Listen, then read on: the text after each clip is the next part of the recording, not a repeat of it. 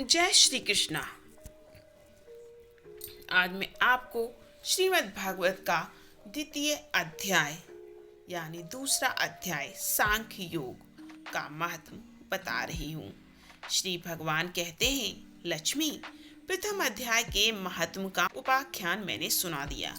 अब अन्य अध्यायों के महत्व श्रवण करो। दक्षिण दिशा में वेद वेदता ब्राह्मणों के सुंदरपुर नामक नगर में श्रीमान देव शर्मा नामक एक विद्वान ब्राह्मण रहते थे। वे अतिथियों के पूजक, स्वाध्यायशील, वेद शास्त्रों के विशेषज्ञ, यज्ञों का अनुष्ठान करने वाले और तपस्वियों के सदा ही प्रिय थे। उन्होंने उत्तम द्रव्यों के द्वारा अग्नि में हवन करके दीर्घ काल तक देवताओं को तृप्त किया, किंतु उन धर्मात्मा ब्राह्मण को कभी सदा रहने वाली शांति न मिली। वे परम कल्याणमय तत्व का ज्ञान प्राप्त करने की इच्छा से प्रतिदिन प्रचुर सामग्रियों के द्वारा सत्य संकल्प वाले तपस्वियों की सेवा करने लगे। इस प्रकार शुभ आचरण करते हुए महात्मा प्रकट हुए। वे पूर्ण अनुभवी, शांत चित्त थे। निरंतर परमात्मा के चिंतन में संलग्न हो वे सदा आनंद विभोर रहते थे। देव शर्मा ने उन नित्य संतुष्ट तपस्वी को शुद्ध भाव से प्रणाम किया और पूछा, महात्मन, मुझे शांतिमयी स्थिति कैसे प्राप्त होगी? तब उन आत्मज्ञानी संत ने देव शर्मा को शौपुर ग्राम के निवासी मित्रवान का, जो बकरियों का चरवाहा था, उसका परिचय दिया और कहा, वही तुम्हें उपदेश देगा। यह सुनकर देव शर्मा ने महात्मा के चरणों की वंदना की और समृद्धशाली शौपुर ग्राम में पहुंचकर उसके उत्तर भाग में एक विशाल वन देखा। उसी वन में नदी के किनारे पर एक शिला पर मित्रवान बैठा था। उसके नेत्र आनंद तिरके से निश्चल हो रखे थे। वह अपलक दृष्टि से देख रहा था। वह स्थान आपस का स्वाभाविक बैर छोड़कर एकत्रित हुए परस्पर विरोधी जंतुओं से घिरा था। जहां उद्यान में मंद मंद वायु चल रही थी, मृगों के झुंड शांत भाव में बैठे थे और मित्रवान दया से भरी हुई आनंदमयी मनोहरणी दृष्टि से पृथ्वी पर मानो अमृत छिड़क रहा था। इस रूप में उसे देखकर देव शर्मा का मन प्रसन्न हो गया। वे उत्सुक होकर बड़ी विनय के साथ मित्रवान के पास गए। मित्रवान ने भी अपने मस्तक को झुकाकर देव शर्मा का सत्कार किया। तदंतर विद्वान देव शर्मा अनन्य चित्त से मित्रवान के समीप गए और उसके ध्यान का समय समाप्त हो गया। उस समय उन्होंने अपने मन की बात पूछी, महाभाग, मैं आत्मा का ज्ञान प्राप्त करना चाहता हूँ। मेरे इस मनोरथ की पूर्ति के लिए मुझे किसी उपाय का उपदेश कीजिए जिसके द्वारा सिद्धि प्राप्ति हो चुकी हो। देव शर्मा की बात सुनकर मित्रवान ने एक क्षण तक कुछ विचार किया। उसके बाद इस प्रकार कहा, विद्वान, एक समय की बात है, मैं वन के भीतर बकरियों की रक्षा कर रहा था। इतने में ही एक भयंकर व्याघ्र पर मेरी दृष्टि पड़ी, जो मानो सबको ग्रास लेना चाहता था।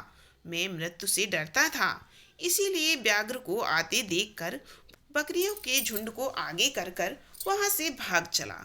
किंतु एक बकरी तुरंत ही सारा भय छोड़कर नदी के किनारे उस बाग के पास बेरोक टोक चली गई।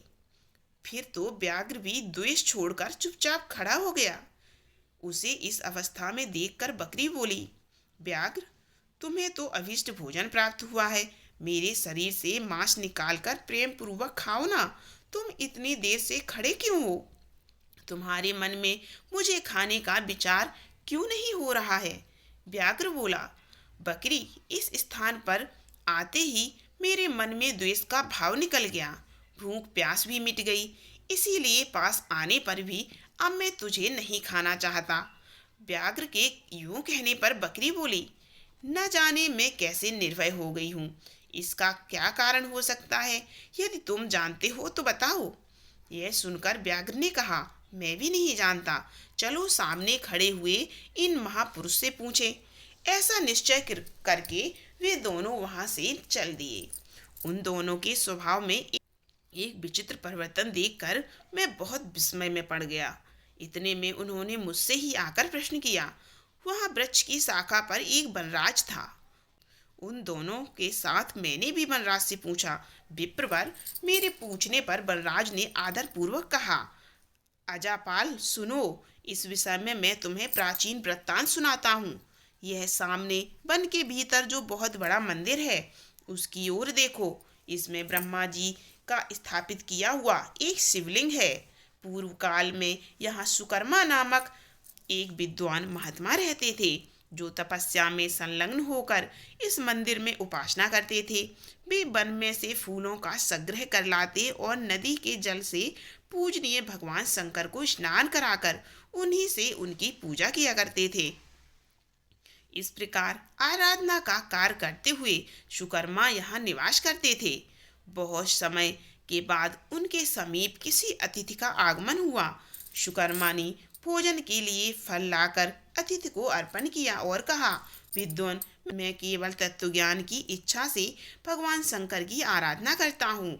आज इस आराधना का फल परिपक्व होकर मुझे मिल गया, क्योंकि इस समय आप जैसे महापुरुष ने मुझ पर अनुग्रह किया।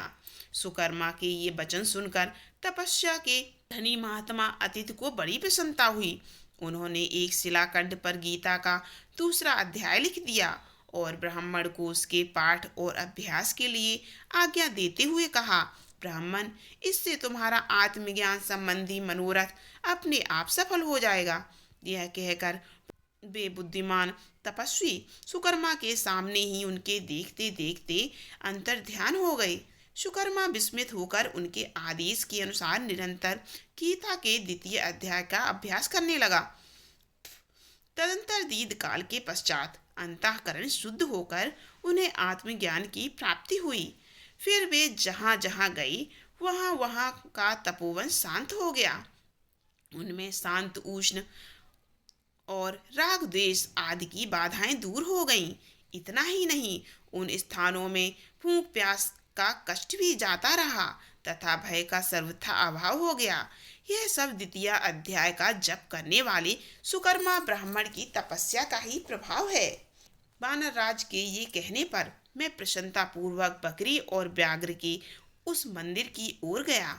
वहां जाकर शिलाखंड पर लिखे हुए गीता के द्वितीय अध्याय को मैंने देखा और पढ़ा।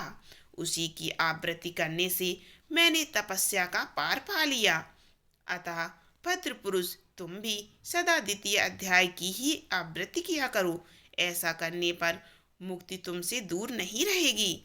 श्री भगवान कहते हैं, प्रिय मित्रवान के इस प्रकार आदेश देने पर देव शर्मा ने उसका पूजन किया और उसे प्रणाम करके पुरंदरपुर की राह ली।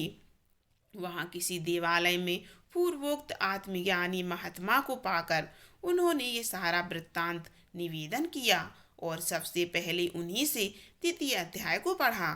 उनसे उपदेश पाकर शुद्ध अंतःकरण वाले देव शर्मा प्रतिदिन बड़ी श्रद्धा के साथ द्वितीय अध्याय का पाठ करने लगे। तब से उन्हें अनवद्य प्रशंसा के योग परम पद को प्राप्त कर लिया। लक्ष्मी, यह द्वितीय अध्याय का उपाख्यान मैंने तुमसे कहा है।